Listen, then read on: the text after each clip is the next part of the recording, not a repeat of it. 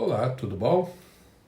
Estamos de volta aqui para mais um vídeo, nosso capítulo 3 do Mais Esperto que o Diabo. Hoje vamos entrar efetivamente na entrevista com o diabo. E começando o capítulo 3, nós entendemos o porquê o Napoleon Hill, nos 2 primeiros capítulos, conta a história de vida dele. Ele brinca que o diabo estava tentando calar ele antes de ele ter um reconhecimento. Por isso ele contou toda aquela história que nós passamos.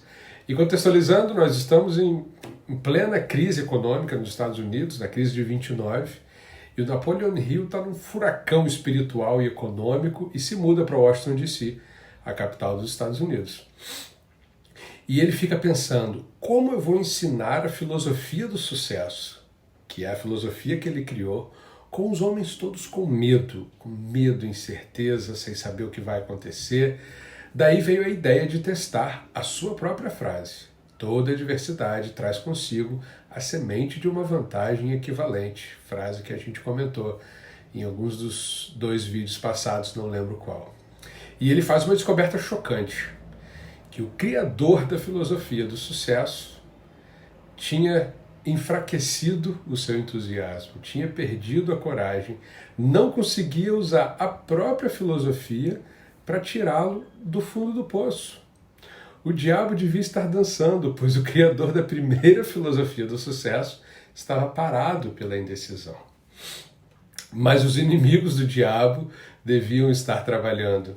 Um dia, sentado ali no Memorial Lincoln, um ponto turístico em Washington, D.C., está lá até hoje, ele teve uma ideia para se desfazer desse sentimento hipnótico de indiferença que ele estava preso.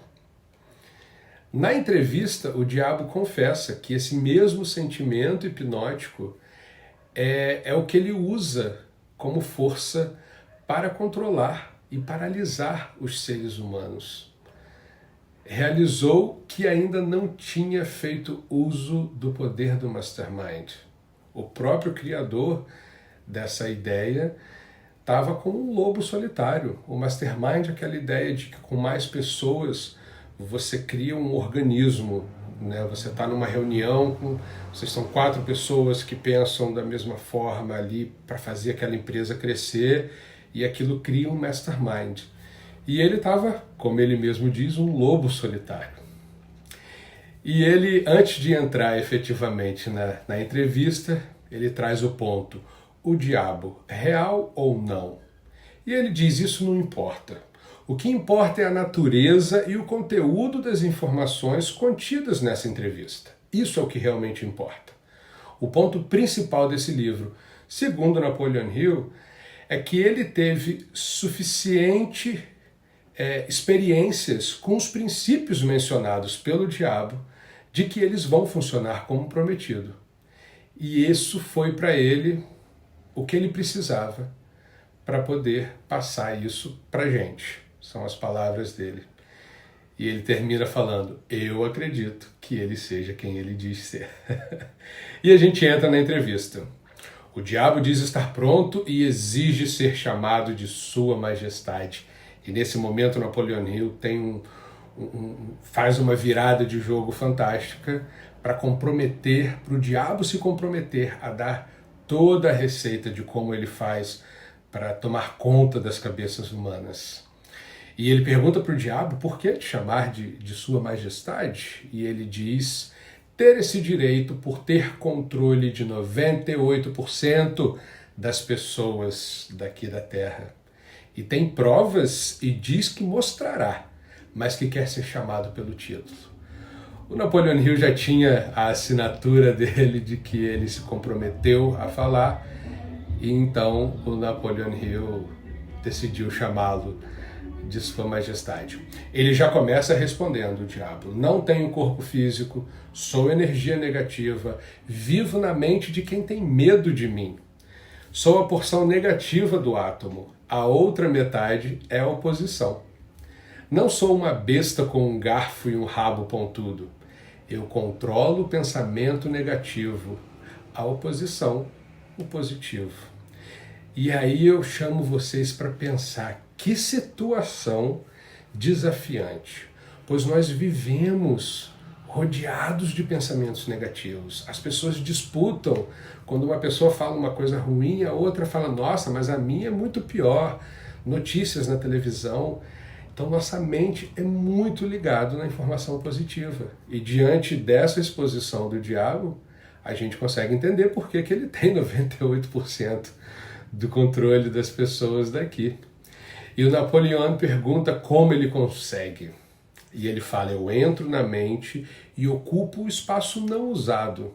Planto sementes do pensamento negativo. Um dos meios mais eficazes é o medo. Por isso Napoleão Hill falou tanto nos capítulos iniciais sobre o medo, a entidade do medo, a entidade da fé, como vocês devem lembrar. O medo da pobreza, o medo da crítica, o medo da perda de saúde, perda de amor, o medo da velhice, o medo da morte. Pobreza e a morte, os mais temidos de todos eles. E o diabo, brinca com a ideia de que ele estará lá na hora da morte. E isso causa medo na pessoa e ele se instala ali na hora. O medo é o que ele precisa para entrar. Meu lugar favorito é a mente humana.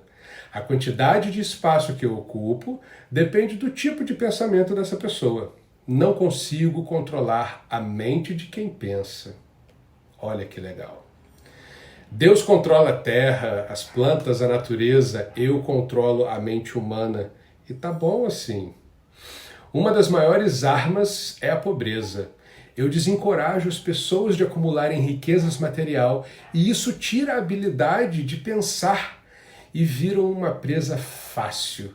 Eles vivem naquele sentimento hipnótico de pagar conta de trabalhar, não conseguem desenvolver o pensamento, fazer um plano, fazer uma meta, um propósito. O outro aliado dele é a doença. E ele fala sobre a influência do álcool e do cigarro com os jovens. E ele diz que isso diminui o poder da persistência, aquela vontade que você tem, aquela garra, diminui a capacidade de concentração. Uma vez no cigarro, é um pulo para o álcool. Uma vez no álcool, é um pulo para o sexo descontrolado, destruindo o pensamento independente e a ação, aquela vontade de agir. Não peço que ninguém, o diabo fala, não peço que ninguém acredite em mim. Prefiro que tenham medo de mim. Não sou um mendigo, consigo tudo o que eu quero pela inteligência e pela força. Mendigar para que as pessoas acreditem no meu princípio não faz parte da minha natureza, e sim da minha oposição.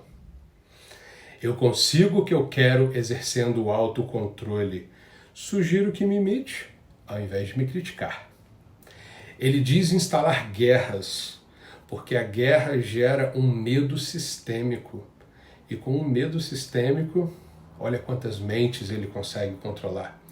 Nós hoje não temos uma guerra no mundo, mas temos um inimigo silencioso e invisível que gera um grande medo sistêmico. A gente está falando de um livro lá dos anos 30 e estamos aqui em 2021 vivendo esse mesmo medo sistêmico. E aí vem a importância de a gente se conhecer mais. Por isso, esses estudos de PNL e de várias outras coisas, para você conseguir se centrar, a meditação. A intenção não é a gente se livrar do medo, a intenção é a gente recebê-lo, entender a intenção positiva dele, que é nos proteger. O medo tem uma intenção positiva, que é proteger a gente, zelar.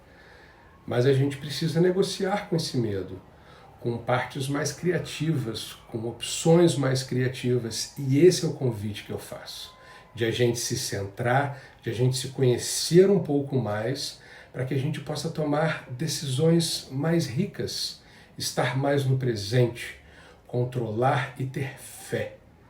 Entidade da fé, a entidade do medo. Vamos escolher a fé. Gratidão e nos vemos em breve.